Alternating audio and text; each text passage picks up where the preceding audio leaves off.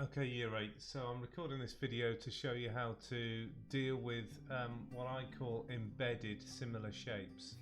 So you've got a worksheet where you've got lots of questions that look like these, and the questions you were used to last week on similar shapes, you could clearly see two triangles or two rectangles or two trapeziums that were similar to each other. Here you can sort of see one diagram really, but the trick is that there's actually two triangles in this diagram. There's the small one here, and then there's the bigger one, which is kind of the whole thing, if you like, here. There is also a trapezium, but that can't be similar to that triangle. You can only have a pair of similar triangles. You can't have a triangle similar to a trapezium. And I'm not going to do this question now, but you should hopefully be able to see the two triangles here. The small one that I'm tracing the pencil around, and then the big one. Okay, and we've got to find some missing lengths. We've got to find out what the length D is, and we've got to find out what the length E is over here. So there's a number of ways to do this, and there are some methods that work with these questions only, but other similar questions don't quite work so well. That's not the maths version of similar, that's the English version of similar. But the method I'm going to show you will work not just for triangles like these two questions, but will work in lots of other cases. Okay, so here's the method. It's sort of simple really. You're basically going to turn this question into the questions you were doing last week. So you are going to draw those two triangles. Now you only need to sketch them, so you don't need to worry about whether they're drawn to scale or anything like that. We just need, and it doesn't even matter if they don't look similar to each other, we need, a rough version of the top triangle and a rough version of the bigger triangle. Alright, don't worry about whether the size matches or not, that really doesn't matter. And then you're going to add the lengths on. So the small triangle here has got 6 along this length and 8 along this length. So I'll put a 6 there and an 8 there. And the big triangle, well, this length is 6 add 4, which is 10. And this length here is 8 add D. But I'm not really going to write 8 add D. You can write 8 add D. I'm just going to put a question mark. So we're going to figure out the value of question mark, and then we're going to use that to work out what D is. Okay, so this becomes the same question you've been doing before. We need to work out the scale factor. We can work out the scale factor because we've got a pair of matching lengths, 10 and 6.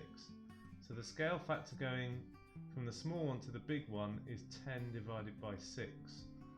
Okay, let's grab our calculator. 10 divided by 6 is 1.6 recurring. Okay, it's not a very nice scale factor, but I've got it on the calculator display, so we won't worry too much. Okay, and then we need to scale up the 8 to get to question mark. Okay, so question mark equals 8 times by 1.6 recurring. Alright, so I need to do 8 times this. 8 times answer gives me 13.3 recurring. So we have a bit of a decimal answer for question mark. So now we need to suss out what D is. Well, we've already said that D plus 8 is the question mark, so D must be 8 less than the question mark, mustn't it? So D equals 13.3 recurring, subtract 8. So I go to my calculator, I can press answer minus 8, and I get 5.3 recurring. And that's the value of D, so I'll underline it and I've finished the question.